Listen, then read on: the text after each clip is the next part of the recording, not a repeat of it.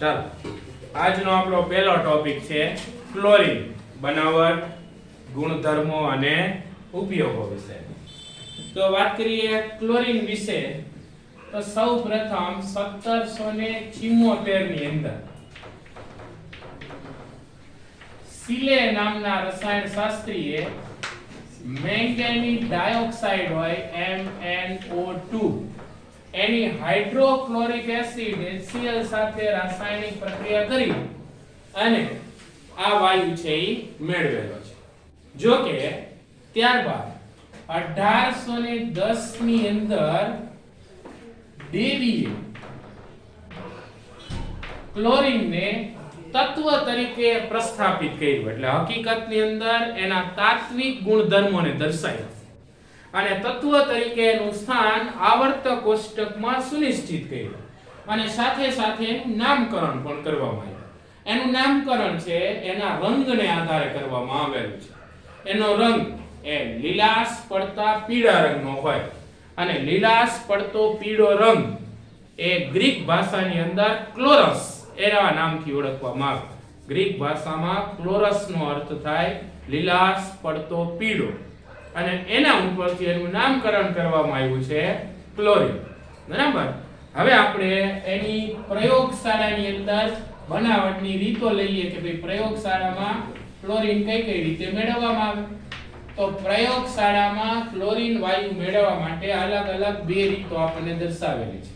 પહેલી રીત જોઈએ આપણે તો મેંગેનીઝ ડાયોક્સાઇડ હોય એની સાંદ્ર હાઇડ્રોક્લોરિક એસિડ સાથે રાસાયણિક પ્રક્રિયા કરીએ.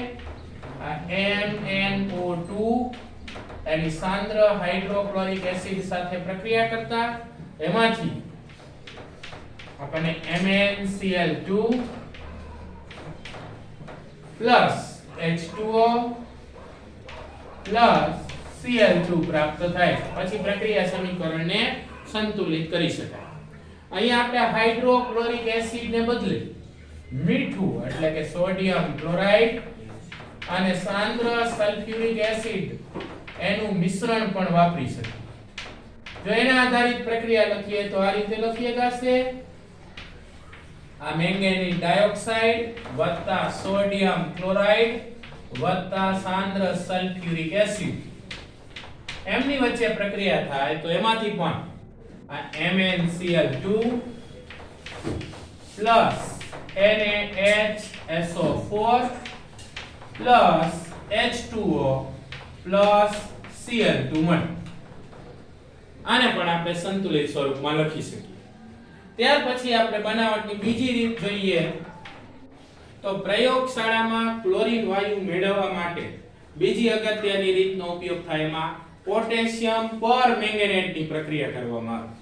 પોટેશિયમ પરમેંગેનેટની સાંદ્ર હાઇડ્રોક્લોરિક એસિડ સાથે પ્રક્રિયા કરીએ તો એ પણ એક પ્રકારની રેડોક્સ પ્રક્રિયા થશે અને એમાંથી પણ ક્લોરીન પ્રાપ્ત થાય છે. આ પોટેશિયમ પરમેંગેનેટ PaMnO4 એની રાસાયણિક પ્રક્રિયા સાંદ્ર હાઇડ્રોક્લોરિક એસિડ HCl સાથે કરીએ તો પોટેશિયમ પરમેંગેનેટ માં રહેલો K+ અને આમાં રહેલો Cl- પ્રેક્ષક આયન તરીકે KCl ઉત્પન્ન કરશે. જો આયનીય રીતે પ્રક્રિયા લખવી હોય તો એનો ઉપયોગ દર્શાવવાનો ન હોય, KCl બતાવવાની જરૂર ન પડે. આની અંદર મેંગેનીઝ નો ઓક્સિડેશન આ +7 હોય, રિડક્શન પામી Mn2+ માં રૂપાંતરણ પામે એટલે MnCl2 ઉત્પન્ન કરશે. ક્લોરીન નો ઓક્સિડેશન આ કામાં -1 હોય, ઓક્સિડેશન પામી અને ક્લોરીન વાયુ એટલે કે Cl2 ઉત્પન્ન કરશે અને વધતા પાણી ઉમેરી અને પછી પ્રક્રિયા સમીકરણ સંતુલિત કરી શકાય. બરાબર. તો પ્રયોગશાળામાં ક્લોરીન વાયુની બનાવટની આ બે રીત છે. એક રીતની અંદર આપણે મેંગેનીઝ ડાયોક્સાઇડ નો ઉપયોગ કરીએ છીએ, બીજી રીતમાં આપણે પોટેશિયમ પરમેંગેનેટ KMnO4 નો ઉપયોગ કરીએ છીએ. બરાબર. આ બંને રીત પ્રયોગશાળામાં ક્લોરીન વાયુ મેળવવા માટેની પ્રક્રિયા છે. પણ જો આપણે ઔદ્યોગિક રીતે મોટા પાયે ક્લોરીનનું ઉત્પાદન કરવું હોય તો ઔદ્યોગિક રીતે મોટા પાયે ક્લોરીન વાયુ મેળવવા માટે આપણે બે અલગ અલગ પ્રક્રમનો ઉપયોગ કરીએ છીએ. એક ડીકન પ્રક્રમ અને બીજું વિદ્યુત વિભાજન પ્રક્રમ. તો આપણે ક્લોરીનના ઉત્પાદનની વાત કરીએ એમાં પહેલા જોઈએ આપણે ડીકન પ્રક્રમ. તો ડીકન પ્રક્રમ હકીકતની અંદર હાઇડ્રોજન ક્લોરાઇડની વાતાવરણીય ઓક્સિજન વડે ઉદ્દીપકની હાજરીમાં ઓક્સિડેશન પ્રક્રિયા છે. એટલે હાઇડ્રોજન ક્લોરાઇડનું આ વાતાવરણીય ઓક્સિજનની હાજરીમાં CuCl2 ઉદ્દીપક ની હાજરીમાં 723 કેલ્વિન તાપમાને ઓક્સિડેશન કરવામાં અને ઓક્સિડેશન કરતા એમાંથી ક્લોરીન પ્લસ પાણી ઉત્પન્ન થાય. આ પ્રક્રમને આપણે ડીકન પ્રક્રમ તરીકે ઓળખીએ છીએ. બરાબર. જે જોડકા જોડો પ્રકારના MCQ હોય એના માટે ખાસ ધ્યાન રાખવાનું છે. હવે આપણે હેબર વિધિ એમોનિયા વાયુની બનાવટ માટે છે. ત્યાર પછી ઓસ્વાલ્ડ વિધિ નાઇટ્રિક એસિડના ઉત્પાદન માટે આવે. ત્યાર પછી સંપર્ક વિધિ સલ્ફ્યુરિક એસિડના ઉત્પાદન માટે આવે. અને આ ડીકન પ્રક્રમ અથવા ડીકન વિધિ એ ક્લોરીન વાયુના ઔદ્યોગિક ઉત્પાદન માટેની અગત્યની રીત છે. બરાબર. એટલે એક બાજુએ સંયોજનનું નામ એક બાજુએ પ્રક્રમનું નામ આપેલું હોય તો તમે સરળતાથી એને સામસામે જોડી શકો અને એના ઉપરથી યોગ્ય જવાબ લખી શકાય. બરાબર. આ સિવાય આપણે એના ઉત્પાદન માટે વિદ્યુત વિભાજન પ્રક્રમનો ઉપયોગ કરીએ છીએ. જો કે આપણે વિદ્યુત વિભાજન પ્રક્રમની ચર્ચા અગાઉ વિદ્યુત રસાયણ વિજ્ઞાન અને તત્વના અલગીકરણ માટેના સિદ્ધાંતો અને પદ્ધતિઓ ચેપ્ટર નંબર 6 બંનેની અંદર કરેલી છે. આપણી પાસે ક્ષાર જળ જેને બ્રાઇન તરીકે ઓળખવામાં આવે. બ્રાઇન એટલે હકીકતમાં સાંદ્ર NaCl નું જલીય દ્રાવણ.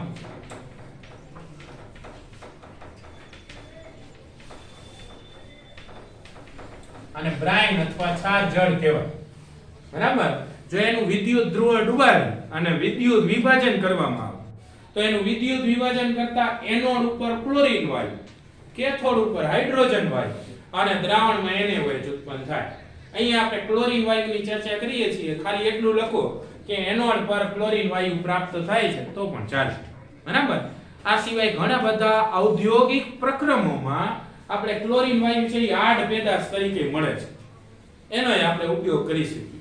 તો આ થયું ક્લોરીન વાયુની ઉત્પાદન અને એની બનાવટની રીતો વિશેની ચર્ચા. બે બનાવટની રીતો પ્રયોગશાળા માટે અને ઉત્પાદનની બે રીતો જે ઔદ્યોગિક રીતે અગત્યની હોય એવી રીતો છે. હવે વાત કરીશું આપણે ક્લોરીનના ગુણધર્મો.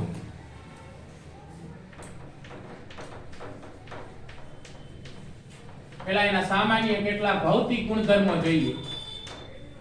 તો ક્લોરીન છે અતિ તીવ્ર વાસવાળો અને ગુંગણામણકારક હોય, એના અસરથી ગુંગણામણ આવે એવા પ્રકારનો લીલાશ પડતા પીળા રંગનો વાયુ છે. બરાબર. તીવ્ર વાસવાળો અને ગુંગણામણકારક અસર ઉત્પન્ન કરતો હોય એવો લીલાશ પડતા પીળા રંગનો વાયુ છે. જો એને દબાણ આપવામાં આવે તો સરળતાથી પ્રવાહીકરણ પામે અને લીલાશ પડતા પીળા રંગના પ્રવાહી સ્વરૂપમાં રૂપાંતરણ પામે છે. એ હવા કરતા લગભગ 2 થી 5 ગણો ભારે છે. એટલે વાતાવરણની અંદર જો ક્લોરીનની હાજરી હોય ને તો એ વાતાવરણના નીચેના ભાગમાં જ રહેશે, કારણ કે એ હવા કરતા ભારે હોય અને એટલે જ એની ગુંગણામણકારક અસર વધુ તીવ્ર બને, કારણ કે નીચેના ભાગમાં જ હોય. મોટા ભાગના સજીવો શ્વસન ક્રિયા છે એ નીચેના વાતાવરણમાં જ કરતા હોય એટલે એની ગુંગણામણકારક અસર પણ તીવ્ર બને છે. સામાન્ય રીતે પ્રવાહીકરણ કરેલો જે ક્લોરીન હોય 239 કેલ્વિન તાપમાને ઉકળવા લાગે. બરાબર. પાણીની અંદર તે દ્રાવ્ય થાય, પાણીમાં દ્રાવ્ય થાય અને ક્લોરીન જળ બનાવે. હજી આપણે ક્લોરીન જળના અગત્યના ગુણધર્મો રાસાયણિક રીતે આપેલા છે એ આપણે પછી ચર્ચા કરીશું. હવે એની મોટા ભાગની રાસાયણિક પ્રક્રિયાઓની વાત કરીએ તો ક્લોરીન છે એ ધાતુ કે અધાતુ સાથે પ્રક્રિયા કરે છે. ધાતુ અને અધાતુ સાથે પ્રક્રિયા કરી અનુવર્તી ક્લોરાઇડ સંયોજનોમાં રૂપાંતરણ થાય. જેમ કે આપણે એની એલ્યુમિનિયમ સાથે પ્રક્રિયા કરીએ તો એ એલ્યુમિનિયમ ક્લોરાઇડ બનાવે AlCl3. જો આપણે ધાતુ તરીકે સોડિયમ લઈ અને એની ક્લોરીન સાથે પ્રક્રિયા કરીએ તો અનુવર્તી ક્લોરાઇડ સોડિયમ ક્લોરાઇડમાં રૂપાંતરણ પામે. જો આપણે આયર્નની પ્રક્રિયા કરીએ Fe ની તો ક્લોરીન સાથે પ્રક્રિયા કરી ફેરિક ક્લોરાઇડ બનાવે FeCl3. આ ત્રણેય ધાતુ સાથેની પ્રક્રિયાના એના ઉદાહરણ છે. અધાતુ સાથે લઈએ તો ફોસ્ફરસ છે એ ક્લોરીન સાથે પ્રક્રિયા કરશે. જો ઓછી માત્રામાં ક્લોરીન વાયુ રાખ્યો હોય તો PCl3 ફોસ્ફરસ ટ્રાઇક્લોરાઇડ બને. વધુ માત્રામાં ક્લોરીન સાથે પ્રક્રિયા કરો તો ફોસ્ફરસ પેન્ટાક્લોરાઇડ બને. એટલે બે પ્રક્રિયા લખીએ કે PCl3 ની લખીએ કે PCl5 માટે લખીએ. સલ્ફર ની જો ક્લોરીન એ પ્રક્રિયા કરીએ તો સલ્ફર છે ક્લોરીન સાથે પ્રક્રિયા કરી દ્વિઅણુ તરીકે અસ્તિત્વ ધરાવતો મોનોક્લોરાઇડ સલ્ફર મોનોક્લોરાઇડ H2Cl2 બનાવશે.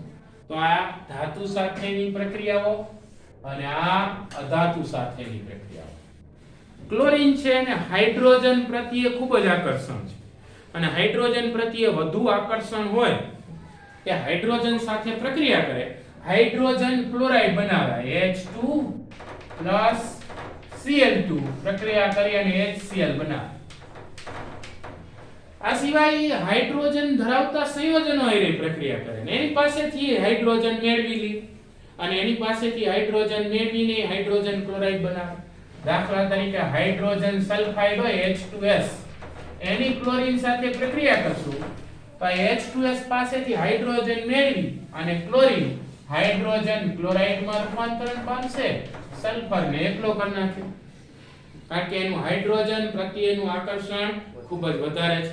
ટેક્સમાં આના પછી હજી એક પ્રક્રિયા હાઇડ્રોકાર્બન માટેની આપી છે.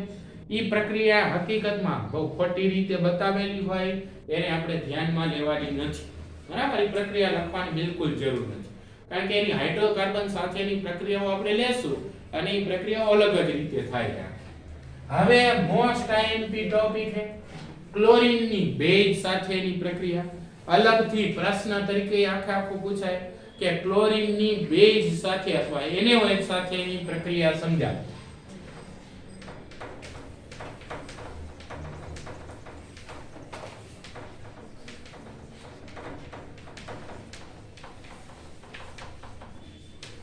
તો ક્લોરીનની જો આપણે બેઝ NaOH સાથે પ્રક્રિયા કરીએ તો અલગ અલગ રીતે પ્રક્રિયા થાય છે. જો આપણે ક્લોરીન ઠંડા અને મંદ સોડિયમ હાઇડ્રોક્સાઇડ એ પ્રક્રિયા કરીએ આ ક્લોરીન એની પ્રક્રિયા સોડિયમ હાઇડ્રોક્સાઇડ સાથે આ ઠંડો અને મંદ સોડિયમ હાઇડ્રોક્સાઇડ છે એની સાથે પ્રક્રિયા કરતા વિસમીકરણ પ્રક્રિયા થાય. વિસમીકરણ પ્રક્રિયા એટલે ક્લોરીન નું જ ઓક્સિડેશન એ થાય અને એનું જ રિડક્શન પણ થાય. એટલે ક્લોરીન નું રિડક્શન થાય એમાંથી ક્લોરાઇડ ઉત્પન્ન થાય. અહીંયા NaOH છે એટલે સોડિયમ ક્લોરાઇડ બનાવશે અને એનું ઓક્સિડેશન થાય એમાંથી હાઇપોક્લોરાઇડ ઉત્પન્ન થાય NaOCl. પછી પ્રક્રિયા સમીકરણને સંતુલિત કરવા માટે પાણીનો ઉપયોગ કરવો પડે. આ છે સોડિયમ ક્લોરાઇડ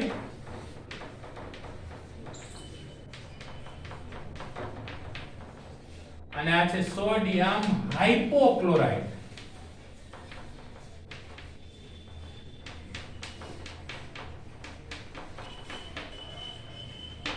બરાબર, આની અંદર ક્લોરીન નો ઓક્સિડેશન આ 0 હોય.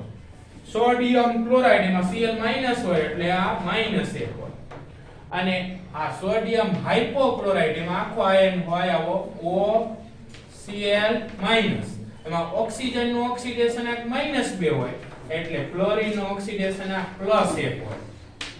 એટલે આપણે અહીં જોઈએ કે 0 થી -1 એ રિડક્શન છે, આ 0 થી +1 એ ઓક્સિડેશન છે. એક ને એક તત્વનું ઓક્સિડેશન ને રિડક્શન થતું હોય એવી રેડોક્સ પ્રક્રિયાને વિસમીકરણ પ્રક્રિયા કહેવાય. એટલે ક્લોરીનની ઠંડા અને મંદ સોડિયમ હાઇડ્રોક્સાઇડ સાથે પ્રક્રિયા કરતા સોડિયમ ક્લોરાઇડ અને સોડિયમ હાઇપોક્લોરાઇડ નું મિશ્રણ મળે છે. આ પ્રક્રિયા એક વિસમીકરણ પ્રકારની રેડોક્સ પ્રક્રિયા છે. પરંતુ જો આપણે ગરમ અને સાંદ્ર NaOH સાથે પ્રક્રિયા કરીએ તો એ પ્રક્રિયાની અંદર અલગ નિપજ મળે છે. આ ક્લોરીનની NaOH સાથે જ પ્રક્રિયા પરંતુ હવે NaOH લીધેલો છે ગરમ અને સાંદ્ર. ગરમ અને સાંદ્ર NaOH સાથે પ્રક્રિયા કરતા ફરી પાછી થશે તો વિસમીકરણ પ્રક્રિયા છે. પ્રક્રિયા થઈ એમાંથી ક્લોરાઇડ અને ક્લોરેટ નું મિશ્રણ મળે છે. આ સોડિયમ ક્લોરાઇડ NaCl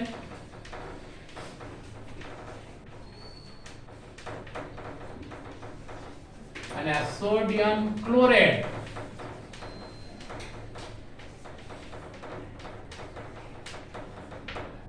બરાબર. આની અંદર Cl નો ઓક્સિડેશન -1, આમાં Cl નો તમે ઓક્સિડેશન ગણશો તો આવશે +5, કારણ કે સોડિયમ નો +1, આ X અને આ -2, તંદુન -6, પછી તમે સાદુરૂપ આપો એટલે મળે +5 ઓક્સિડેશન. અહીંયા ક્લોરીન નો ઓક્સિડેશન 0 છે. આ 0 માંથી -1 રિડક્શન થયું, આ 0 માંથી +5 એ ઓક્સિડેશન થયું, એટલે આ વિસમીકરણ રેડોક્સ પ્રક્રિયા. પ્રક્રિયા સંતુલિત કરવા માટે આમાં પાણીના અણુનો ઉપયોગ કરવો પડશે. બે રેડોક્સ પદ્ધતિ મુજબ, એટલે કે ઓક્સિડેશન અથવા અર્ધ પ્રક્રિયા, જે રીત આપણને અનુકૂળ આવતી હોય, બેમાંથી ગમે તે રીત વડે સંતુલિત સમીકરણ લખીએ. પાર્ટ બી માં પ્રશ્ન પૂછાય, સંતુલિત સમીકરણ ફરજિયાત છે, બરાબર, નહીતર માર્ક આપતા નથી. સમીકરણ ખાલી લખ્યું હોય છે તો માર્ક નહીં આપે, સંતુલિત કરીને લખવાનું. એટલે અલગથી એ પ્રશ્ન પૂછે છે કે ક્લોરીનની બેઝ સાથેની રાસાયણિક પ્રક્રિયા સમજાવો, તો પ્રક્રિયા સમીકરણ સહિત સમજાવવાનું છે. અહીંયા જે આપણે આયન લીધા, હાઇપોક્લોરાઇટ, આ ક્લોરેટ, એવા 4 આયન હકીકતમાં હોય. એ આપણને ખબર હોવી જોઈએ. ClO-, બીજો ClO2-, ત્રીજો ClO3-, ચોથો ClO4-. આને કહેવાય હાઇપોક્લોરાઇટ.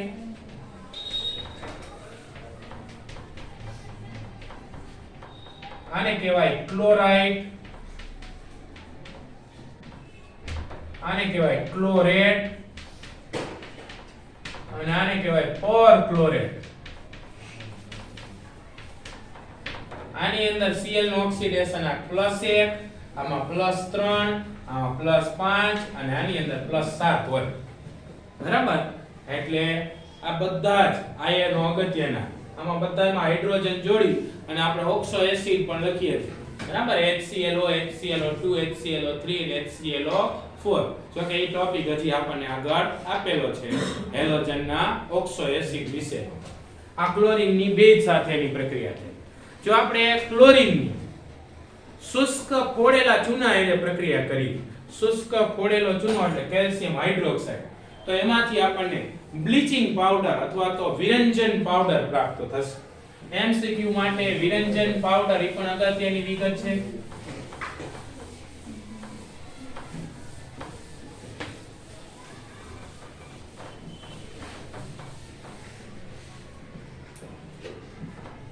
આ ક્લોરીનની શુષ્ક ફોડેલા ચૂના એટલે કે કેલ્શિયમ હાઇડ્રોક્સાઇડ આ CaOH સાથે પ્રક્રિયા કરતા કેલ્શિયમ હાઇપોક્લોરાઇડ ઉત્પન્ન થાય, CaOCl2.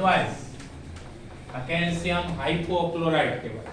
સાથે સાથે કેલ્શિયમ ક્લોરાઇડ CaCl2 H2O ઉત્પન્ન થશે, બરાબર. એમાં હાઇપો જે છે કેલ્શિયમ હાઇપોક્લોરાઇડ એ બ્લીચિંગ પાવડરનો મુખ્ય સંઘટક.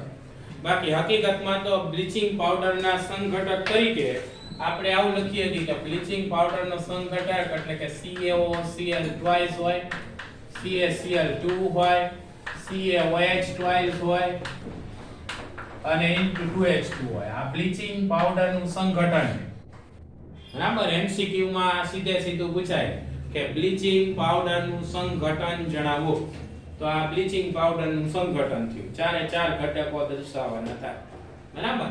ત્યાર પછી આપણે ક્લોરીનની હાઇડ્રોકાર્બન સાથેની પ્રક્રિયાને ધ્યાનમાં લઈએ. જો આપણે ક્લોરીનની હાઇડ્રોકાર્બન સંયોજનો સાથે પ્રક્રિયા કરીએ તો હાઇડ્રોકાર્બન સંયોજનોના પ્રકારને અનુરૂપ પ્રક્રિયા થાય. જો આપણે સંતૃપ્ત હાઇડ્રોકાર્બન લઈએ, દાખલા તરીકે આલ્કેન, જેને સંતૃપ્ત હાઇડ્રોકાર્બન કહેવાય, તો એની સાથે ક્લોરીન છે વિસ્થાપન પ્રક્રિયા કરશે અને વિસ્થાપિત નિપજ બનાવે. દાખલા તરીકે આપણે મિથેન એની ક્લોરીન સાથે પ્રક્રિયા કરતા ક્લોરોમિથેન CH3Cl HCl બને. આ એક વિસ્થાપન પ્રક્રિયા છે. અહીંયા હાઇડ્રોજનનું વિસ્થાપન ક્લોરીન વડે થાય છે, બરાબર. પરંતુ જો આપણે અસંતૃપ્ત હાઇડ્રોકાર્બન લઈએ, ત્રિબંધ ધરાવતા હોય એવા, કે ત્રિબંધ ધરાવતા હોય, દાખલા તરીકે આપણે આલ્કીન લઈએ, ethene CH2 double bond CH2, તો આપણે ઓર્ગેનિક માં યાદ રાખવાનું છે આપણું પાઈ બંધ ઈ ભાઈ બંધ જેવો, જેવો ક્લોરીન પાઇબંધ ઉપર ઉમેરણ પામશે પાઇબંધ તૂટી અને યોગશીલ નિપજ બનાવશે 1,2 ડાઇક્લોરોઇથેન બરાબર તો અહીંયા સંતૃપ્ત હાઇડ્રોકાર્બન સાથે વિસ્થાપિત નિપજ આપે અસંતૃપ્ત હાઇડ્રોકાર્બન સાથે યોગશીલ નિપજ બનાવે ઓર્ગેનિક ની અંદર બે પ્રક્રિયા આવી ગયેલી હોય એવા પ્રકારની પ્રક્રિયા છે એટલે આપણને યાદ જ હોય છે બે પ્રક્રિયા હવે ત્યાર પછી આપણે ક્લોરીન ની બે અગત્યની વર્તણૂકની વાત કરીએ એક ઓક્સિડેશન કર્તા તરીકેની અને બીજી વિરંજન કર્તા તરીકેની બરાબર જો આપણી પાસે ક્લોરીન જળ હોય અને ક્લોરીન જળ લાંબો સમય સુધી સ્થિર અવસ્થામાં રાખી મૂકવામાં આવે તો ક્લોરીન જળમાંથી હાઇડ્રોક્લોરિક એસિડ HCl અને હાઇપોક્લોરસ એસિડ HOCl ઉત્પન્ન થાય છે એમાંથી ઉત્પન્ન થતો HOCl એ નવજાત ઓક્સિજન ઉત્પન્ન કરે અને નવજાત ઓક્સિજન ઉત્પન્ન થતો હોવાને કારણે ક્લોરીન જળ છે પોતાનો લીલાશ પડતો પીળો રંગ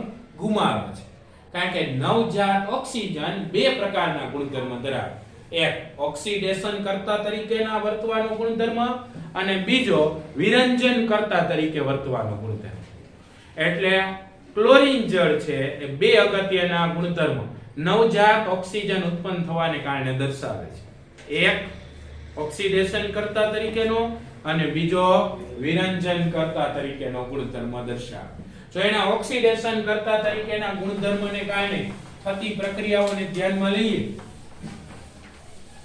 તો ક્લોરીન છે એ ઓક્સિડેશન કરતા તરીકે વર્તે ત્યારે ફેરસ આયન ફેરિક આયનમાં ઓક્સિડેશન કરે ફેરસ આયન એટલે Fe2+ દાખલા તરીકે ફેરસ સલ્ફેટ હોય એની સલ્ફ્યુરિક એસિડ ની હાજરીમાં ક્લોરીન સાથે પ્રક્રિયા કરશું તો રેડોક્સ પ્રક્રિયા થશે ક્લોરીન ઓક્સિડેશન કરતા તરીકે વર્તી આની અંદર રહેલા ફેરસ આયનનું ઓક્સિડેશન કરશે અને ફેરિક આયનમાં રૂપાંતરણ પામશે Fe3+ માં એટલે એમાંથી ફેરિક સલ્ફેટ Fe2SO4 થ્રાઇસ એવો ઘટક ઉત્પન્ન થશે ક્લોરીન છે એ ઓક્સિડેશન કરતા તરીકે વર્તે એટલે પોતે રિડક્શન પામશે Cl2 રિડક્શન પામી 0 માંથી -1 ઓક્સિડેશન આંક ધારણ કરે એટલે HCl ઉત્પન્ન કરશે અને બાકીનો ભાગ પાણી ઉમેરી પછી પ્રક્રિયા સમીકરણને સંતુલિત કરી શકાય છે આ એક રેડોક્સ પ્રક્રિયા છે ક્લોરીન ઓક્સિડેશન કરતા તરીકે વર્તતો હોય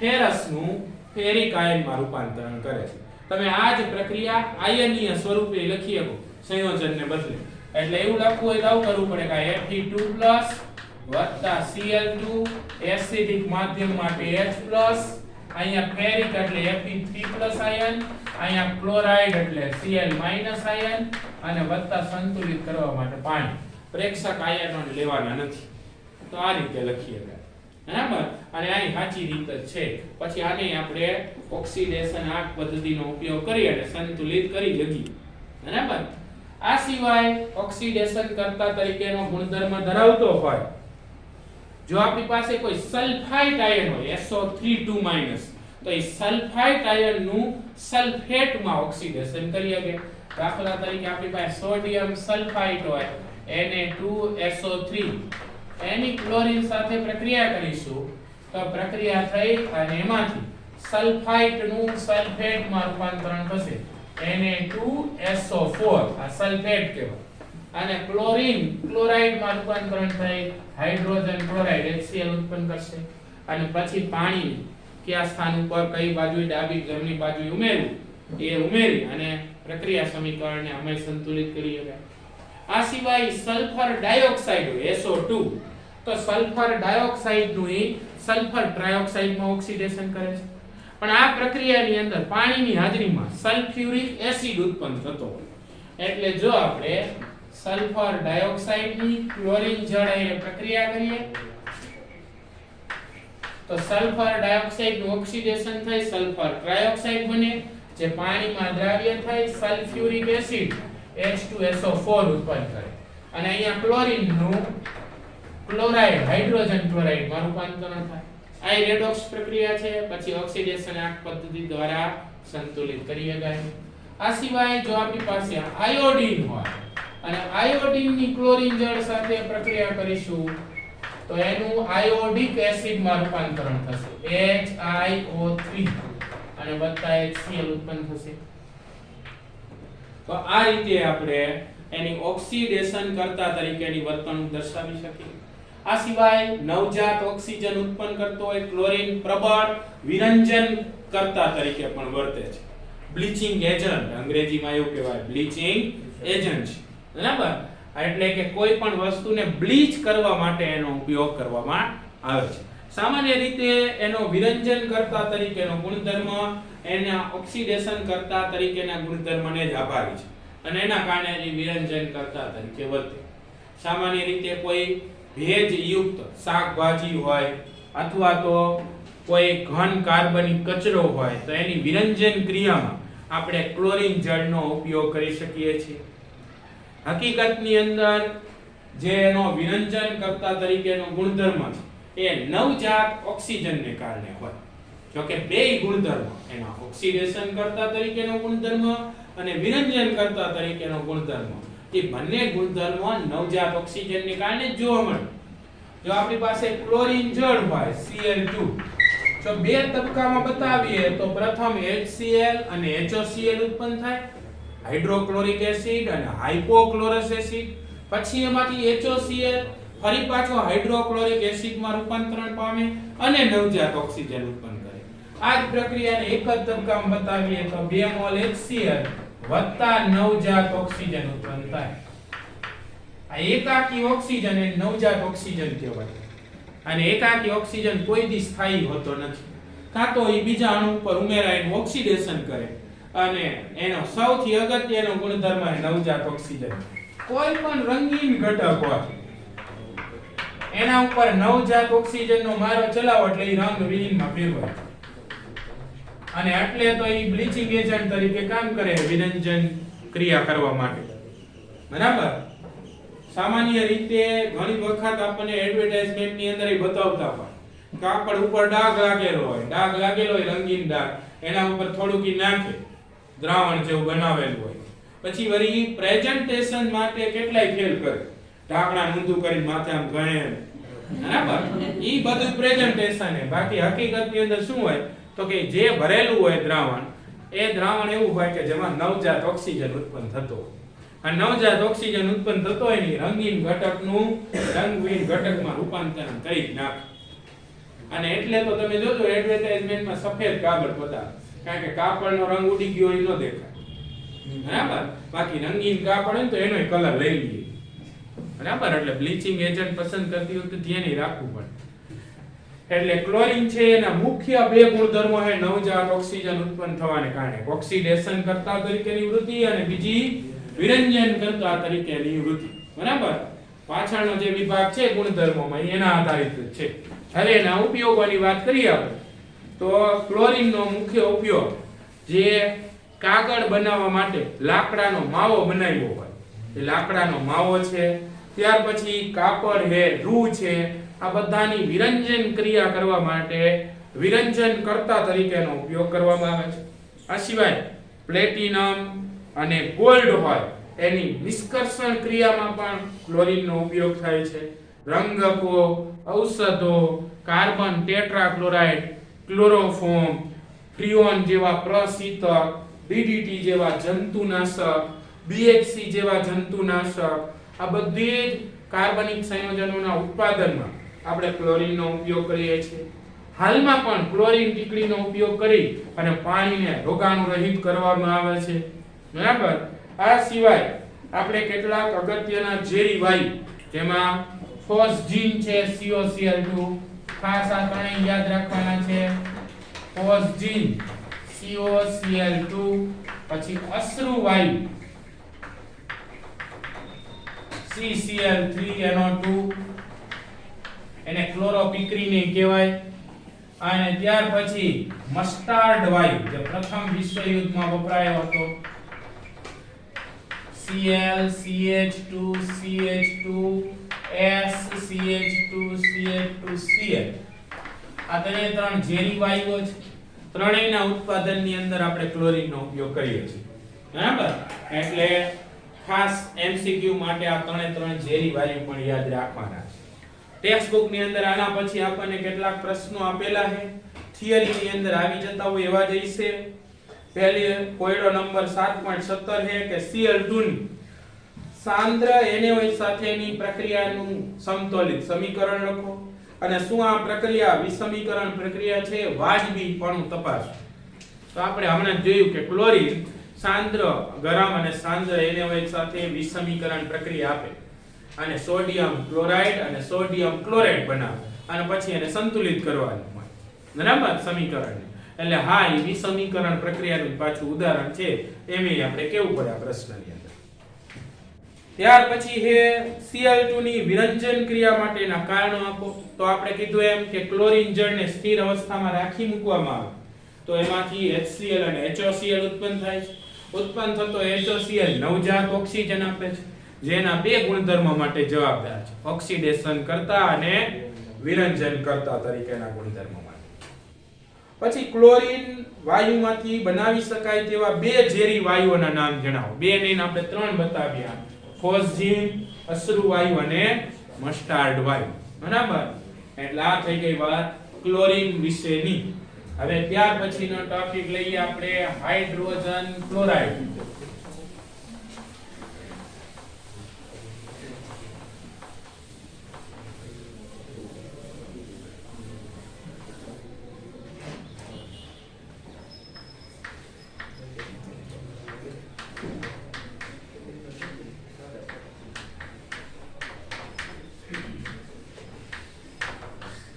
હાઇડ્રોજન ક્લોરાઇડ એને કહેવાય HCl.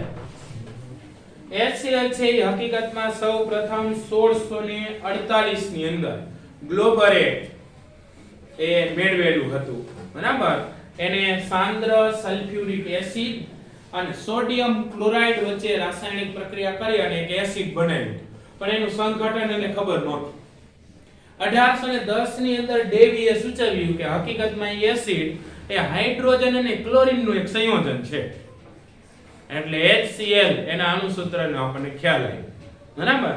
હાલના સમયમાં પણ પ્રયોગશાળાની બનાવટ માટે આપણે એના જ રીતનો ઉપયોગ કરીએ છીએ. આપણે સામાન્ય રીતે સોડિયમ ક્લોરાઇડની સાંદ્ર સલ્ફ્યુરિક એસિડ H2SO પર પ્રક્રિયા કરશું. તો આ પ્રક્રિયા છે દ્વિવિસ્થાપન પ્રક્રિયા, રેડોક્સ પ્રક્રિયા નથી.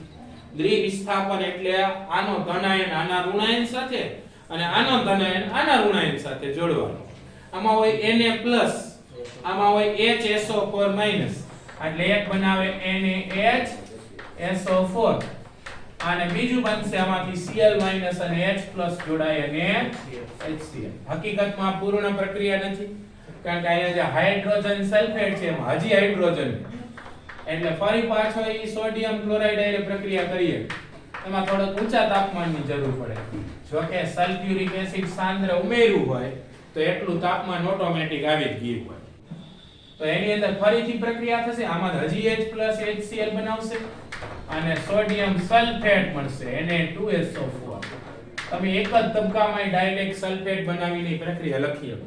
બે તબક્કા લખવાને બદલે ડાયરેક્ટ તમે લખી શકો કે 2 મોલ NaCl વત્તા સલ્ફ્યુરિક એસિડ 2 મોલ HCl વત્તા Na2SO4.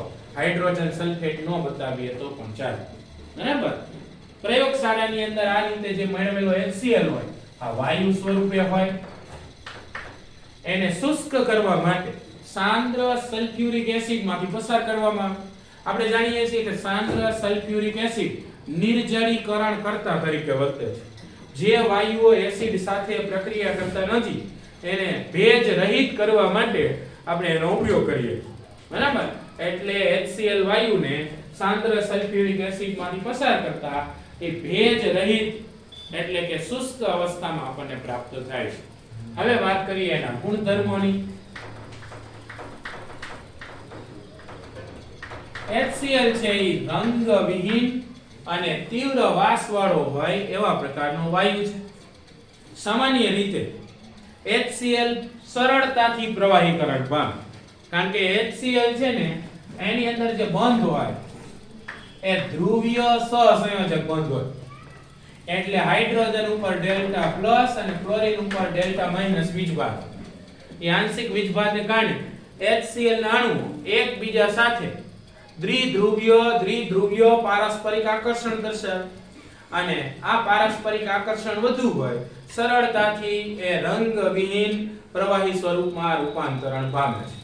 આ ઉપરાંત એ ઘન સ્વરૂપમાં રૂપાંતરણ કરી શકાય અને જે ઘન કે પ્રવાહી સ્વરૂપ હોય એને ફરી પાછા ગરમ કરી અને વાયુમય સ્વરૂપની અંદર એ રૂપાંતરણ કરી શકાય છે. HCl છે એની પાણીમાં દ્રાવ્યતા ઘણી વધારે છે, સરળતાથી પાણીમાં દ્રાવ્ય થશે અને એના જલીય દ્રાવણમાં એ આયનીકરણ અથવા વિયોજન દર્શાવે. જો એનું જલીય દ્રાવણમાં આયનીકરણ કે વિયોજન બતાવીએ તો આવું થશે. HCl ના જલીય દ્રાવણમાં વિયોજન પામી H3O+ અને Cl- ઉત્પન્ન કરે.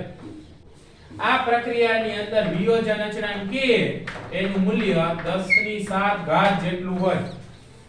વિયોજન અચળાંકનું ઊંચું મૂલ્ય આપણને દર્શાવે કે HCl નું જલીય દ્રાવણ પ્રબળ એસિડિક લક્ષણ દર્શાવતું હશે અને એટલે તો એના જલીય દ્રાવણને હાઇડ્રોક્લોરિક એસિડ એવા નામથી ઓળખવામાં આવે છે.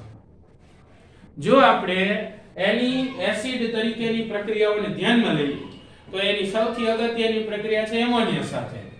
જો આપણે હાઇડ્રોક્લોરિક એસિડની એમોનિયા સાથે પ્રક્રિયા કરશું તો તરત જ એમોનિયમ ક્લોરાઇડના સફેદ ધુમાડા ઉત્પન્ન થાય. NH4Cl એ સફેદ ધુમાડા સ્વરૂપે ઉત્પન્ન થશે. તમે પ્રયોગશાળામાં પણ આ પ્રકારની પ્રક્રિયા સરળતાથી કરી શકો અને જોઈ શકો. તમારે એક કાચનો સળિયો લઈ એને સાંદ્ર હાઇડ્રોક્લોરિક એસિડના દ્રાવણમાં ડુબાડી રાખવાનો. પછી એમાંથી લઈ અને એમોનિયા જે લિક્વિડ એમોનિયા કહેવાય, બરાબર, પ્રવાહી એમોનિયા ભરેલું હોય એ બોટલને ખોલી અને બોટલના મુખ આગળ સાંદ્ર HCl માં બોળેલો જે કાચનો સળિયો છે એ ખાલી રાખવાનો. તરત જ સળિયા ઉપરથી સફેદ ધુમાડા ઉત્પન્ન થશે જે હકીકતમાં એમોનિયમ ક્લોરાઇડ ના હોય છે, બરાબર. એટલે આપણે એમોનિયા વાયુની પરખ કરવા માટે પણ આ રીતનો ઉપયોગ કરી શકીએ છીએ. જો આપણે હાઇડ્રોજન ક્લોરાઇડ માટેની સૌથી અગત્યની વાત કરીએ તો MCQ માં ખૂબ જ વધુ વખત પૂછાતો એવો ભાગ છે કે જો આપણે 3 ભાગ જેટલું સાંદ્ર HCl અને 1 ભાગ જેટલો સાંદ્ર HNO3 લઈ અને એનું મિશ્રણ કરી તો આ મિશ્રણને એકવારીજ્યા એવા નામથી ઓળખવામાં આવે છે જેને અમ્લરાજ પણ કહેવાય. એકવારીજ્યા અથવા તો અમ્લરાજ એવા નામથી ઓળખવામાં આવે, જેનો ઉપયોગ આપણે ઉમદા ધાતુઓ સોનું હોય, પ્લેટિનમ હોય એને દ્રાવ્ય કરવા માટે કરીએ છીએ. કારણ કે સોનું અને પ્લેટિનમ સાંદ્ર HNO3 માં ઓગળતી નથી, એટલે એને ઓગાળવા માટે આ એકવારીજ્યા કે અમ્લરાજનો ઉપયોગ થાય. જો આપણે સોનું હોય એને અમ્લરાજ એટલે કે એકવારીજ્યામાં ઉમેરશું તો એકવારીજ્યાની અંદર H+ આયન, ક્લોરાઇડ આયન અને NO3- આયનની હાજરી હશે. સોનું છે એ ઓક્સિડેશન પામી અને એક સંકીર્ણ બનાવશે AuCl4- અને જે દ્રાવ્ય સ્વરૂપના સંકીર્ણ હશે, બરાબર. આની અંદર જે NO3- આયન છે એનું રૂપાંતરણ NO માં થશે અને બાકીનો ભાગ સંતુલિત કરવા માટે પાણીના અણુનો ઉપયોગ થશે. તો આ પણ એક પ્રકારની રેડોક્સ પ્રક્રિયા છે. આવું નાવું PT માટે પણ થાય. આ પ્લેટિનમ એ પણ H+Cl- અને NO3- આયનની હાજરીમાં PtCl6 આવા સંકીર્ણમાં રૂપાંતરણ પામશે અને એમાંથી પણ NO+ H2O ઉત્પન્ન થતું હોય પછી એને સંતુલિત કરી શકાય. HCl છે પ્રબળ એસિડ હોય. સામાન્ય રીતે કોઈ નિર્બળ એસિડના ક્ષાર હોય, કાર્બોનેટ હોય, હાઇડ્રોજન કાર્બોનેટ હોય, પછી સલ્ફાઇડ ક્ષાર હોય, તો આવા દરેક ક્ષારનું વિઘટન કરીએ. દાખલા તરીકે આપણે કાર્બોનેટ ક્ષાર લઈએ, સોડિયમ કાર્બોનેટ Na2CO3 એની હાઇડ્રોક્લોરિક એસિડ હારે પ્રક્રિયા કરશું તો એ કાર્બોનેટનું વિઘટન કરશે, પોતે ક્લોરાઇડ ક્ષાર ઉત્પન્ન કરે NaCl. અને કાર્બોનેટમાંથી CO2 H2O ઉત્પન્ન થશે. આવનાવ હાઇડ્રોજન કાર્બોનેટમાં લખીએ ગાય NaHCO3 NeHCl એને પ્રક્રિયા કરતા એમાંથી NaCl CO2 H2O બનશે. સલ્ફાઇડ માટે લખીએ ગાય Na2SO3 HCl તો એની અંદરથી એ બનશે NaCl SO2 H2O. પણ ધ્યાન રાખવાનું સલ્ફેટ ક્ષારનું વિઘટન ન કરીએ, કારણ કે સલ્ફેટ ક્ષાર તો સલ્ફ્યુરિક એસિડ માંથી ઉત્પન્ન થયેલા હોય, જે હાઇડ્રોક્લોરિક એસિડ કરતા પ્રબળ એસિડ, એટલે સલ્ફેટ ક્ષારનું વિઘટન કરી શકતા નથી. જો આપણે હાઇડ્રોક્લોરિક એસિડ HCl છે એના ઉપયોગો જોઈએ તો એનો ઉપયોગ મુખ્યત્વે ક્લોરીન વાયુ Cl2, ammonium chloride NH4 Cl, glucose અથવા તો સ્ટાર્ચ હોય એના ઉત્પાદનની અંદર એનો ઉપયોગ કરવામાં આવે છે. આ સિવાય હાડકામાંથી ગુંદરનું નિષ્કર્ષણ કરવું હોય તો એમાં પણ એનો ઉપયોગ કરવામાં આવે છે. આ સિવાય જે અસ્થિ કોલસો હોય એટલે કે હાડકામાંથી મેળવેલો કોલસો કે રાખ એનું શુદ્ધિકરણ કરવા માટે પણ એનો ઉપયોગ થાય છે. ઔષધોના ઉત્પાદનમાં એનો ઉપયોગ કરવામાં આવે અને પ્રયોગશાળાની અંદર પ્રક્રિયક તરીકે પણ એનો ઉપયોગ થાય છે. બરાબર, તો આ થઈ ગયું હાઇડ્રોજન ક્લોરાઇડ વિશેની વિગત. આપણને એક કોયડો છે એ આપેલો છે. ઈ કોયડો અલગ પ્રકારનો છે ટેક્સ્ટમાં, એની જે થિયરી આપણે હાઇડ્રોજન ક્લોરાઇડ ની જોઈએ એમાં ક્યાંય નથી, એટલે ઈ કોયડો જોઈશું આપણે. જ્યારે HCl છે ઈ આયર્નના બારીક પાવડર આયરે પ્રક્રિયા કરે છે ત્યારે ફેરસ ક્લોરાઇડ બને છે. ફેરિક ક્લોરાઇડ એટલે કે FeCl થી બનતો નથી. આવું કેમ છે? તેનું કારણ એ છે કે જ્યારે આપણે આયર્નની જે હાઇડ્રોક્લોરિક એસિડ હોય એની હારે પ્રક્રિયા કરશું ત્યારે પ્રક્રિયા દરમિયાન હાઇડ્રોજન વાયુ ઉત્પન્ન થાય. FeCl2 હાઇડ્રોજન વાયુ ઉત્પન્ન થતો હાઇડ્રોજન વાયુ એ ફેરિક ક્લોરાઇડમાં રૂપાંતરણને અવરોધે અને પરિણામે ફેરિક ક્લોરાઇડ ઉત્પન્ન થતો નથી, ફેરસ ક્લોરાઇડ જ બને છે. બરાબર, તો અહીંયા આપણે બે ટોપિક આજે જોયા, એક ક્લોરીન અને બીજો હાઇડ્રોજન ક્લોરાઇડ.